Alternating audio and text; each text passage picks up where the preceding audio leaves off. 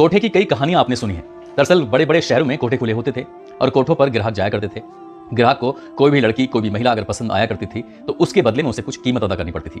लेकिन जिस तरह से लगातार अखबारों में, सोशल मीडिया पर, टेलीविजन पर आए दिन मानव तस्करी की कहानियां चलती हैं, उस हिसाब से पुलिस ने थोड़ी सख्ती बरती और कई शहरों में ये कोठे पूरी तरह से बंद हो गए। कोठे जरूर बंद हो गए हैं, लेकिन कोठों पर जो गोरखधंधा होता है, गंदा काम होता है, उसके तरीके पूरी तरह से बदल गए हैं। दरअसल आज का तरीका यह है कि कई शहरों में, जो बड़े बड़े शहर हैं, वहां पर स्पा सेंटर खुल गए हैं। स्पा सेंटर का नाम दिया जाता है कि बॉडी मसाज, लेकिन उसकी आड़ में ये देह व्यापार का धंधा जो शुरू हो चुका है। पहले लड़की को खुद जाकर देखा करते थे, अब लड़की को देखते नहीं है, बल्कि उसके व्हाट्सएप पर कई लड़कियों के फोटोग्राफ्स आ जाते हैं। उन्हीं लड़कियों में से किसी एक लड़की का फोटोग्राफ्स पसंद करना पड़ेगा और जिस व्यक्ति से उस लड़की की डिमांड की जाएगी, उसको वो फोटोग्राफ्स वापस भेज दिया जाता है, ये कहते हुए कि मुझे ये पसंद है। अब वो लड़की या तो उस लड़के के घर पहुंच जाएगी, यानी ग्राहक के पास पहुंच जाएगी, या ग्राहक को स्पा सेंटर या कहीं ऐसी जगह, चुनिंदा जगह पर बुला लिया जाता है जहां पर वो उसके साथ अपनी मनमानी कर सकता है। आज की कहानी जो मैं आपको सुनाने जा रहा हूं, इस कहानी में भी कुछ ऐसा ही होता है।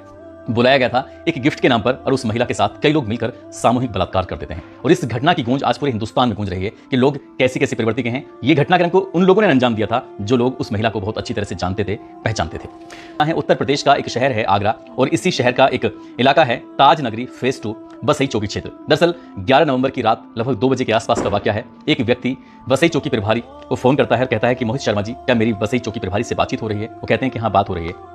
कहते हैं कि आप जितनी जल्दी हो सके, ये रिच होम स्टे है, आप यहां पर पहुंच जाइए, यहां पर एक महिला के साथ सामूहिक बलात्कार हुआ है।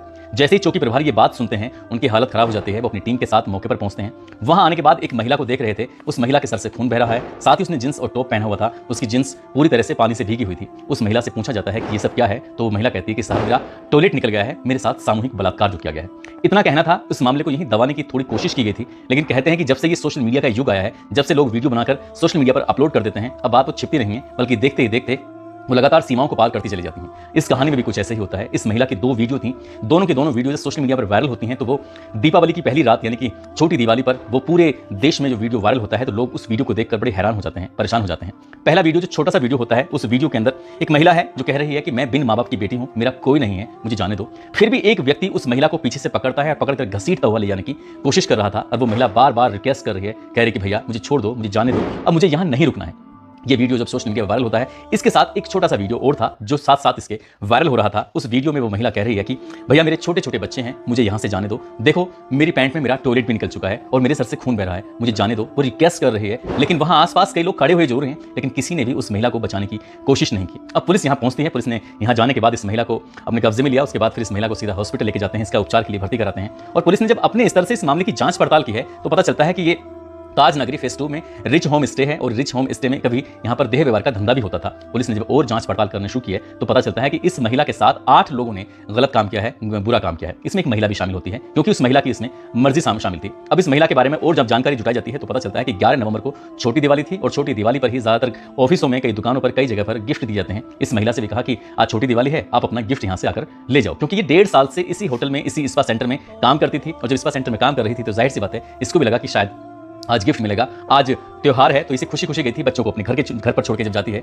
वहां जाने के बाद पता चलता है कि 2 ग्राहकों से कहा जाता है कि आप जाकर 5-5 हज़ार रुपए लेके आओ, यानी कि 5 हज़ार रुपए की कीमत अदा करनी है और उन्हें कमरे में जाना है। वहां पर आपको एक महिला मिलेगी, और महिला कोई और नहीं होती, बल्कि महिला यही होती है। उस महिला को शायद कमरे में बंद कर दिया गया था, ऐसा मीडिया रिपोर्ट्स कहती हैं। उस महिला को उस कमरे में उस ग्राहक के साथ बंद कर दिया जाता है। ग्राहक अपनी मनमानी पूरी कर रहा था। ये महिला वहां से निकल जाती है। निकलने के बाद रिक्वेस्ट कर रही थी, गिड़गिड़ा रही थी, लेकिन इस महिला पर दबाव बनाया जा रहा था कि अभी और जाना है, अभी दूसरे ग्राहक के पास जाना है। लेकिन उस महिला की कोई सुन नहीं रहा था। इस महिला को जबरदस्ती शराब भी पिलाई जाती है। जब ये विरोध करती है, तो उसको मारा जाता है, पीटा जाता है। और उसके बाद जब मारा जा रहा था, पीटा जा रहा था, उस महिला के सर में कांच की बोतल को जब जोर से फोड़ा जाता है, तो इस महिला के सर से खून बहने लगा, ब्लड बह रहा था, और वो ये जोर जोर से चीख रही थी, चिल्ला रही थी।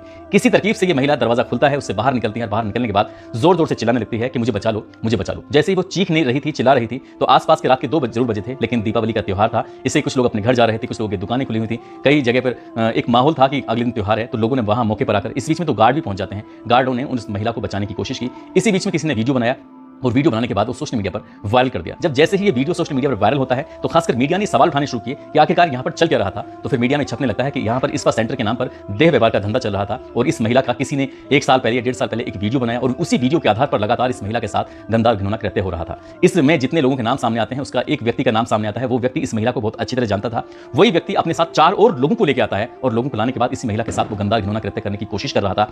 जब ये गंदा घिनौना कृत्य करने की कोशिश कर रहा था, तो तभी उस महिला के साथ गलत हो जाता है, यानी कि उसका की वजह से या किसी वजह से उसका टॉयलेट निकल जाता है। ये दावा किया जा रहा है कि इस महिला के साथ एक ने नहीं कई लोगों ने मिलकर सामूहिक बलात्कार किया है। ये महिला फिलहाल पुलिस की हिरासत कब्जे में है, इसका इलाज चल रहा है। और साथ ही ज्यादातर लोगों की एक ही मांग है, एक ही डिमांड है कि जितने भी लोग इस घटनाक्रम में शामिल हैं उन्हें किसी भी कीमत पर बख्शा नहीं जाना चाहिए। इस इलाके की जो एसीपी होती हैं अर्चना सिंह, वो मीडिया के सामने कहती हैं कि इस मामले की प्रकरण की जांच चल रही है। एक महिला सहित 8 लोगों के खिलाफ संबंधित धाराओं में मुकदमा दर्ज कर लिया गया है। कई लोगों को गिरफ्तार करके जेल भी भेजा जा चुका है। इस प्रकरण की पूरी ईमानदारी के साथ जांच की जा रही है। जांच में जो भी दोषी होंगे उन्हें किसी भी कीमत पर बख्शा नहीं जाएगा। लेकिन पुलिस की जांच में यह मामला बिल्कुल सही साबित हो रहा है। अभी तक की जांच में पता चलता है कि इस स्पा सेंटर में कहीं ना कहीं महिलाओं के साथ गंदा घिनौना कृत्य कराया जाता था। इसमें यह बताया जाता है कि कुछ ग्राहक अगर महिलाओं की डिमांड करते हैं तो उन ग्राहकों को कुछ व्हाट्सएप पर फोटोग्राफ्स भेजे जाते हैं, ये दिखाने के लिए कि अगर आपको कोई महिला पसंद आती है तो आप इसके साथ अपना वक्त गुजार सकते हैं। वो वक्त के हिसाब से ही पैसे की डिमांड पूरी करनी होती है। अब आगे इसमें क्या क्या होना है, क्या क्या नहीं होना है, ये तो खैर जांच के बाद ही स्पष्ट हो सकेगा। लेकिन एक दौर ऐसा था कि बड़े बड़े शहरों में कोठे चलते थे और कोठों पर महिलाएं धंधा क्या करती थीं और उन महिलाओं के पास पुरुष जाया करते थे और उन्हें पैसे देकर उनके साथ गलत काम किया करते थे। लेकिन अब दौर बदला है। अब स्पा सेंटर के नाम पर कई बड़े शहरों में और कई छोटे शहरों